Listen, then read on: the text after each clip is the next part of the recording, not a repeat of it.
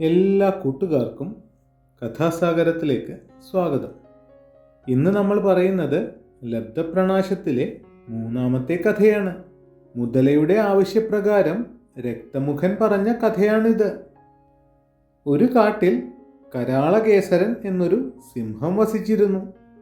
ധൂസരകൻ എന്നൊരു കുറുക്കൻ കൃത്യഭാവേന അവൻ്റെ പിന്നാലെ നടന്നു പോന്നു. ഒരിക്കൽ ഒരു ആനയുമായി യുദ്ധം ചെയ്ത് സിംഹം അവശനായി തീർന്നു. സിംഹത്തിന് അനങ്ങാൻ വയ്യാതായി. ഇര കിട്ടാഞ്ഞ് കുറുക്കൻ വിശന്ന് പൊരിഞ്ഞ് തളർന്നുപോയി. അവൻ പറഞ്ഞു, പ്രഭോ, എനിക്ക് വിശന്നിട്ട് വയ്യ. ഞാൻ ഇനി എങ്ങനെയാണ് അങ്ങയെ ശുശ്രൂഷിക്കുക? അത് കേട്ട് സിംഹം പറഞ്ഞു, നീ പോയി വല്ല സാധുമൃഗത്തിനെയും കിട്ടുമോ എന്ന് നോക്ക്. ഈ അവസ്ഥയിലും ഞാൻ കൊന്നുതരാം. അതനുസരിച്ച് കുറുക്കൻ അന്വേഷിച്ചു നടന്ന് ഒരു ഗ്രാമത്തിലെത്തി. അവിടെ കുളക്കരയിൽ കുറേശ്ശെ വളർന്നു നിൽക്കുന്ന കറുകപ്പുല്ല് തിന്നുകൊണ്ട് ലംബകർണൻ എന്ന കഴുത നിൽക്കുന്നത് കണ്ടു. കുറുക്കൻ കഴുതയെ ചെന്ന് വന്ദിച്ചു. എന്നിട്ട് പറഞ്ഞു, സുഹൃത്തേ, അങ്ങ് വല്ലാതെ മെലിഞ്ഞിരിക്കുന്നല്ലോ, എന്തുപറ്റി? കഴുത ആവലാതിപ്പെട്ടുകൊണ്ട് പറഞ്ഞു, എൻ്റെ യജമാനനായ വെളുത്തേടൻ എന്നെ നിർദ്ദയം ചുമടെടുപ്പിച്ച് കഷ്ടപ്പെടുത്തുന്നു. ഒരു പിടി പുല്ലുപോലും തിന്നാൻ തരുന്നുമില്ല. കുറുക്കൻ അതു കേട്ട് ദയ ഭാവിച്ചു പറഞ്ഞു, അങ്ങനെയാണെങ്കിൽ എൻ്റെ കൂടെ വരൂ. ഇവിടെ അടുത്ത് ധാരാളം പുല്ലു വളർന്നു നിൽക്കുന്ന രമണീയമായ ഒരു പ്രദേശമുണ്ട്. ഒരു പുഴയും അതിലെ ഒഴുകുന്നുണ്ട്. നമുക്കവിടെ സുഖമായി കഴിയാം. ലംബകർണൻ പറഞ്ഞു, നല്ല കാര്യം തന്നെ. എന്നാൽ നാട്ടുമൃഗമായ എന്നെ കണ്ടാലുടൻ കാട്ടുമൃഗങ്ങൾ കൊല്ലുമല്ലോ. കുറുക്കൻ പരിഭവത്തോടെ പറഞ്ഞു, ഇങ്ങനെയൊന്നും പറയരുത്. ആ പ്രദേശം ഞാൻ പരിപാലിച്ചു പോരുന്നതാണ്. അവിടെ ആരും കടക്കുകയില്ല. മാത്രമല്ല, അങ്ങയെപ്പോലെ വെളുത്തേടന്മാരുടെ പിടിയിൽ നിന്നും കഷ്ടപ്പെട്ട് നാടുവിട്ട 3 കഴുത പെൺകുട്ടികൾ അവിടെയുണ്ട്. അവരുടെ ആവശ്യപ്രകാരം അവർക്കൊരു യോഗ്യനായ ഭർത്താവിനെ കൊണ്ടുചെന്ന് കൊടുക്കാനാണ് ഞാനിങ്ങോട്ട് വന്നതു തന്നെ. അത് കേട്ട് കഴുത പറഞ്ഞു, ഞാൻ വരാം. സുന്ദരിയായ സ്ത്രീയിൽ തന്നെയാണ് അമൃതും വിഷവും സ്ഥിതി ചെയ്യുന്നത്. തുടർന്ന് അവൻ കുറുക്കൻ്റെ കൂടെ നടന്ന് സിംഹത്തിൻ്റെ അടുത്തെത്തി. സിംഹത്തെ കണ്ട കഴുത പേടിച്ചോടിയെങ്കിലും ആ സമയത്ത് സിംഹം ഒരടി കൊടുത്തു. പക്ഷെ അത് ഫലിച്ചില്ല. കഴുത അവിടെ നിന്നും ഓടി രക്ഷപ്പെട്ടു കളഞ്ഞു.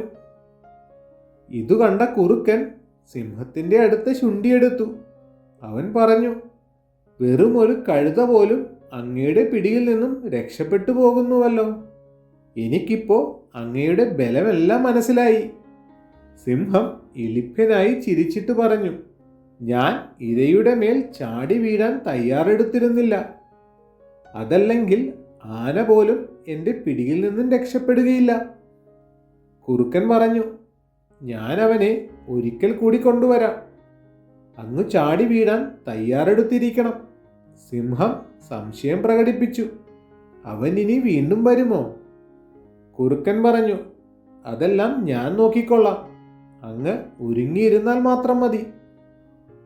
കുറുക്കൻ കഴുത പോയ വഴിക്ക് പോയപ്പോൾ അവൻ പഴയ സ്ഥാനത്ത് തന്നെ നിൽക്കുന്നത് കണ്ടു. കുറുക്കനെ കണ്ടപ്പോൾ അവൻ പറഞ്ഞു, നീ എന്നെ നല്ല സ്ഥലത്തേക്കാണ് കൊണ്ടുപോയത്.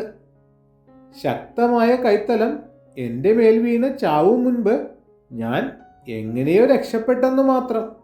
അതേത് മൃഗമാണ്?